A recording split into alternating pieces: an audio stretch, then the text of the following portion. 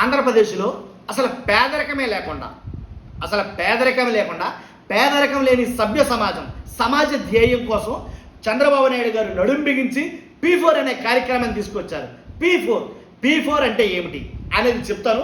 P4 అసలు ఎలా పనిచేస్తుంది, దాని ద్వారా అసలు పేదరికాన్ని ఎలా పోగొడతారో, ఈ 5 ఏళ్లలో పేదరికమే లేకుండా చేయడానికి అవకాశం ఉందా ఏంటనేది దాని గురించి నేను మాట్లాడే ముందు చంద్రబాబు నాయుడు గారిని ఉద్దేశించి పవన్ కళ్యాణ్ గారు కొన్ని వ్యాఖ్యలు అయితే చేశారు. అవి నాకు చాలా హైలైట్గా అనిపించాయి. కాబట్టి ఆ హైలైట్ అయిన వ్యాఖ్యలు ఏంటి, పవన్ కళ్యాణ్ గారు చంద్రబాబు నాయుడు గారి గురించి ఏం చెప్పారు ఏంటనేది నేను చెప్పబోతాను. ఈ వీడియో కొంచెం లెంత్ ఉంటుంది, కానీ ఖచ్చితంగా చూడండి. అన్ని అవసరమైన మాటలే, ల్యాగ్ చేయను, ఉన్న మాటలే చెప్తున్నాను. కొంచెం వీడియో పెద్ద అవుతుంది. కాబట్టి పవన్ కళ్యాణ్ గారు ఏం మాట్లాడారు ఈ P4 గురించి అంటే కనుక, పవన్ కళ్యాణ్ గారు P4 గురించి మాట్లాడింది తక్కువ, చంద్రబాబు నాయుడు గారి గురించి చెప్పిన మాటలైతే కనుక చెప్తాను. ఏంటంటే రాజకీయ నాయకుడు అయితే కనుక బాగా గుర్తుపెట్టుకోవాలి, రాజకీయ నాయకుడు అయితే కనుక వచ్చే ఎన్నికల కోసం ఆలోచిస్తాడు.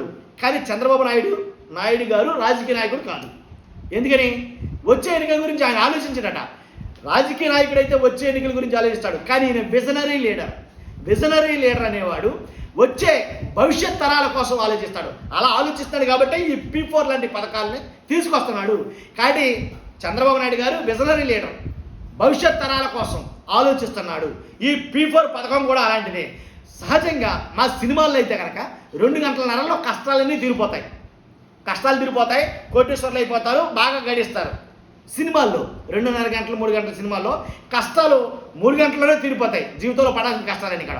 కానీ ఇది నిజ జీవితంలో కుదరదు. కాబట్టే ఇలాంటి విజనరీ లీడర్లు ఖచ్చితంగా దాన్ని సాధ్యం చేస్తారు అనేది కనుక పవన్ కళ్యాణ్ గారు అన్నారు. అంతేకాదు, అందుగురించే ఆయన వెనక మేమున్నాం అనేది ఆయన ఒకలాంటి వ్యాఖ్యలు అయితే చేశారు నిజంగా. కాబట్టి అది ఒక ఎత్తు అయితే కనుక, పవన్ కళ్యాణ్ గారు మాట్లాడిన మాటలు ఒక ఎత్తు అయితే కనుక, చంద్రబాబు నాయుడు గారు కూడా ఈ P4 గురించి కొన్ని మాటలు అయితే మాట్లాడారు. ఈ P4 గురించి ఏం మాట్లాడారంటే, అసలు యాక్చువల్గా అయితే కనుక రాష్ట్రంలో 1,70,00,000 కుటుంబాలు ఎన్నో జీరో పవర్టీ లైన్ కింద ఉన్న కుటుంబాల గురించి చెప్పారు. కానీ ఈ కుటుంబాలన్నీ పేదరికంలో ఉన్నాయి. అలాంటి పేదరికంలో ఉన్న కుటుంబాలు అన్నింటినీ మనం పేదరికంలో నుంచి బయటికి రాగలేం. కానీ ప్రస్తుతానికి కొన్ని కుటుంబాలు అయితే కనుక సెలెక్ట్ చేసి, అంటే ఒక 28 లక్షల కుటుంబాలని ఎన్నుకుని ఆ 28 లక్షల కుటుంబాలని పేదరికమే రూపుమాపేలాగా, పేదరికం నిర్మూలించేలాగా, ఆ 28 లక్షల కుటుంబాలకి వెలుగునిచ్చేలాగా ఈ P4 పథకాన్ని అయితే కానీ తీసుకొచ్చారంట. ఈ P4 పథకం ఏంటనేది నేను చెప్తాను మర్చిపోద్దు. కానీ అలాంటి P4 పథకం గురించి, రాష్ట్రంలో ఉండే పరిస్థితుల గురించి చంద్రబాబు నాయుడు గారు చెప్పిన మాట అంటే, కుమారుడు చదువు కోసం కుమార్తెను చదువు మానిపించేసే చాలా మటుకి కుటుంబాలు బోర్డులు ఉన్నాయి అలాగా. కాబట్టి ఆ కుటుంబాలు పేదరికం నుంచి బయటపడాలంటే ఈ P4 పథకం చాలా అవసరం. ఇప్పుడు చెప్తాం ఈ P4 పథకం అంటే ఏంటి అనేది. P4 పథకం అంటే వాస్తవానికి మార్గదర్శకులు అని కొంతమంది ఉంటారు. ఈ మార్గదర్శకులు ఎవరంటే, మార్గదర్శకులు అని ఎవరికి పేరు పెట్టారంటే, రాష్ట్రంలో ఉన్న చాలా బాగా డబ్బు గడించిన వాళ్ళు, పారిశ్రామికవేత్తలు, ఇతర దేశాల్లో ఉన్న NRIలు, అక్కడ బాగా డబ్బు సంపాదించిన వాళ్ళు, మన భారతీయులు చాలామంది ఇతర దేశాల్లో ఉన్నారు. అమెరికా, జపాన్, ఇలా ఒక దేశంలో కాదు అన్ని దేశాల్లో ఉన్నారు. కాబట్టి అన్ని దేశాల్లో ఉన్న మన భారతీయులు, అందులోనూ మన ఆంధ్రప్రదేశ్కి సంబంధించిన వాళ్ళు ఉన్నారు. కాబట్టి వీళ్ళందరూ అంటే డబ్బున్న వాళ్ళందరూ ఒక గ్రూప్గా, డబ్బు లేని వాళ్ళు అంటే పేదరికంలో ఉన్న పేదలందరూ ఒక గ్రూప్గా చేసి మధ్యలో మధ్యవర్తిత్వం వహించి మీరు వీళ్ళని అడాప్ట్ చేసుకోవాలి. ఉదాహరణకి అనాథ పిల్లల్ని బాగా డబ్బున్న వాళ్ళు అంటే పిల్లలు లేని వాళ్ళని ఎలా అడాప్ట్ చేసుకుంటారు. సో అలాగా పేదరికంలో ఉన్న కుటుంబాన్ని అడాప్ట్ చేసుకోవాలి. ఒక్కో డబ్బున్న ఆశాని ఒక్కో కుటుంబాన్ని అడాప్ట్ చేసుకుంటే కనుక ఆ అడాప్ట్ చేసుకున్న కుటుంబం వెలుగులోకి వస్తుంది.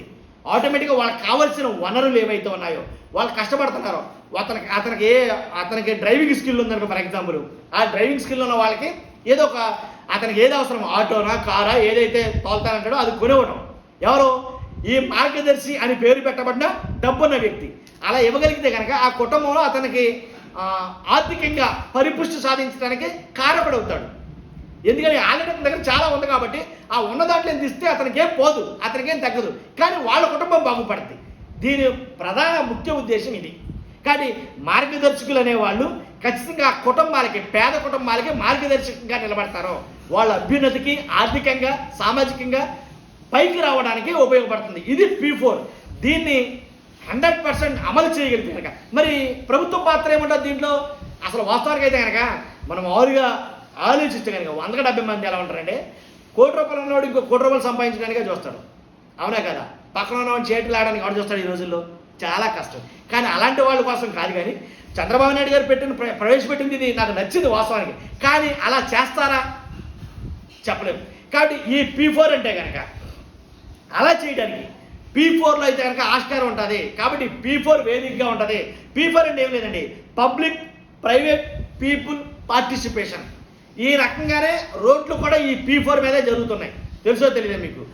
ఆంధ్రప్రదేశ్లో ఉన్న ఏ రోడ్డు అయినా సరే, అలాగే కొన్ని ప్రాజెక్టులు, అలాగే కొన్ని కట్టడాలు, ఇలాంటివన్నీ కూడా P4 ద్వారానే సాధించాలి అని చంద్రబాబు నాయుడు గారు పెట్టుకున్నారు. కాబట్టి పబ్లిక్ ప్రైవేట్ పీపుల్ పార్టిసిపేషన్ అనేది ఏదైతే ఈ 4P అనేది ఏదైతే ఉందో, P4 ఏదైతే ఉందో, కాబట్టి దాని ద్వారా సాధించాలి ఈ లక్ష్యాన్ని చంద్రబాబు నాయుడు గారు ఉగాది రోజున ప్రారంభించారు.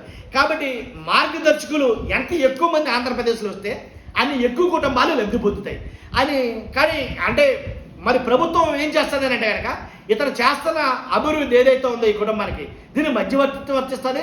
వీళ్ళకి సన్మానాలు, అలాగే ముఖ్యమంత్రులు దగ్గరగా ఉండేటట్టుగా, కాబట్టి ప్రజలందరూ చూసేటట్టుగా కొన్ని ఉపయోగాలు అయితే కల్పిస్తుంది కదా. కాబట్టి అంటే మరి ప్రభుత్వం ఏం చేయదంటే కనుక ఏం చేస్తుందంటే కనుక వీళ్ళకి సమానాలు అవి చేస్తూ ఉంటుంది. కాబట్టి నేను చెప్పేది అది, మార్గదర్శకులకి ప్రభుత్వం ఆ హోదాని కల్పిస్తుంది. కాబట్టి మార్గదర్శకులు పేదరికంలో ఉన్న కుటుంబాన్ని ఖచ్చితంగా పైకి తీసుకురావాలి. ఇదే ముఖ్య ఉద్దేశం. ఇదే ఈ P4 వాళ్ళు ఉండేది. కాబట్టి రోడ్లు కూడా అలాగే, ఎవరైతే డబ్బు పెట్టుబడి పెట్టి రోడ్డు వేయిస్తాడో ఆ డబ్బు పెట్టుబడి పెట్టి రోడ్డు వేయించే వ్యక్తికి కొంతకాలం పాటు టోల్గేట్ పెట్టుకోవచ్చు. టోల్గేట్ పెట్టుకుని ఆ వచ్చిన ఆదాయాన్ని అతను తీసుకోవచ్చు. ఎందుకని? రోడ్లు వేయించడానికి ప్రభుత్వం దగ్గర డబ్బు లేకపోతే కనుక P4 విధానంలో వేస్తుంది. అలాగే ఇక్కడ అభివృద్ధి చేయాలి కాబట్టి, ప్రజల్ని పేదల నుంచి బయటకు తీయాలి కాబట్టి, ప్రభుత్వం దగ్గర అంత ఖజానా లేదు కాబట్టి పబ్లిక్ ఎవరైతే ఉన్నారో, అంటే ఎవరైతే మార్గదర్శకులు లాంటి శ్రీమంతులు కోటేశ్వరులు ఉన్నారో వాళ్ళని తీసుకొచ్చి అనుసంధాన కర్తవ్యం చేస్తుంది వీళ్ళకి మధ్యలో ఉండి. అది P4 ఉపయోగం. కాబట్టి ఖచ్చితంగా ఈ P4 వల్ల చాలా మటుకి లబ్ధి అయితే చేకూరుతుంది అని అయితే భావిస్తుంది ప్రభుత్వం. కానీ వాస్తవాల్లోకి వెళ్తే కనుక ఖచ్చితంగా ఇది సక్సెస్ అవుతుందా అంటే కనుక ఎంత సక్సెస్ రేట్ ఉంటుందో అంత ఫెయిల్యూర్ రేట్ కూడా ఉంది ఈ విషయంలో. ఎందుకంటే చాలామంది నాకు తెలిసి ఎందుకు వచ్చిన ప్రాబ్లమ్స్, లేనిపోయిన ప్రాబ్లమ్స్ క్రియేట్ అవుతాయేమో, ఇన్కమ్ ట్యాక్స్ అని ఇలాంటివి క్రియేట్ అవుతాయేమో. కాకపోతే మనం వాళ్ళగా పిల్లికి పిచ్చం పెట్టిన వాళ్ళు ఎక్కువ మంది ఉంటారు. డబ్బు సంపాదనలో పడ్డ వాళ్ళలో ఎక్కువ మంది సంపాదించడానికే చూస్తాడో, మూటలు ముడేసుకోవడానికి చూస్తాడు తప్ప దాంట్లోంచి కొంత తీసి కనీసం ఆ ఇంట్లో పనిచేసే కారు డ్రైవర్కి కూడా ఏమి ఇవ్వడం. చాలామంది అబ్జర్వ్ చేసి ఉంటారు. ఆ డ్రైవర్ జీతానికి పనిచేస్తాడు. ఆ ఇంట్లో పాచి పని చేసే మహిళ ఆ జీతానికి మాత్రం పనిచేస్తుంది. ఏనాడు కూడా ఎక్స్ట్రా జీతాలు ఇచ్చి కానీ, ఏనాడు కానీ బోనస్ ఇచ్చి కానీ ఇలాంటి పరిస్థితులు ఉన్నాయంటారా? ఆంధ్రప్రదేశ్ కావచ్చు, తెలంగాణ కావచ్చు, నాకు తెలిసి ఇలాంటి పరిస్థితులు ఎక్కడా లేవు. ఒకవేళ చంద్రబాబు నాయుడు గారు దగ్గర ఉన్నారు కాబట్టి ఆయన భుజం మీద చేసి సాలు కలుపుతారు అన్నాడు కాబట్టి ఒకవేళ వస్తే రావచ్చు. అంటే అందరూ ఉన్నారని అంటలా. అలాగే కొంతమంది మంచి వాళ్ళు ఉన్నారు, కొంతమంది చెడ్డ వాళ్ళు ఉన్నారు. నిజంగా అలా ముందుకు వచ్చి చేస్తే కనుక నిజంగా వాళ్ళందరికీ చేతులెత్తి దండం పెట్టచ్చు. దాంట్లో ఎలాంటి డౌట్ లేదు. ఎందుకంటే చాలామంది పేదరికం నుంచి పైకి తీసుకొస్తున్నారు కాబట్టి అది నా ఉద్దేశం. కాబట్టి చూస్తున్నాం మీరు అందరూ కూడా ఈ P4 విధానం పట్ల మీ అభిప్రాయం అంటే కామెంట్ రూపంలో తెలియజేయండి. నా అభిప్రాయం అయితే ఇదే P4లో జరగబోయేది. చూస్తున్నా మీరు అందరూ ఫస్ట్ లైక్ చేయండి. నాకు మోటివేషన్ కూడా ఎక్కువ మందికి ఇన్ఫర్మేషన్ షేర్ అవుతుంది. అంతేకాదు పక్కగా మన ఛానల్ సబ్స్క్రైబ్ చేయండి. కొత్త వాళ్ళైతే మన ఛానల్ మీ అమూల్యమైన అభిప్రాయాన్ని కామెంట్ రూపంలో చేయండి. ఫస్ట్ లైక్ చేయండి. Thank you very much.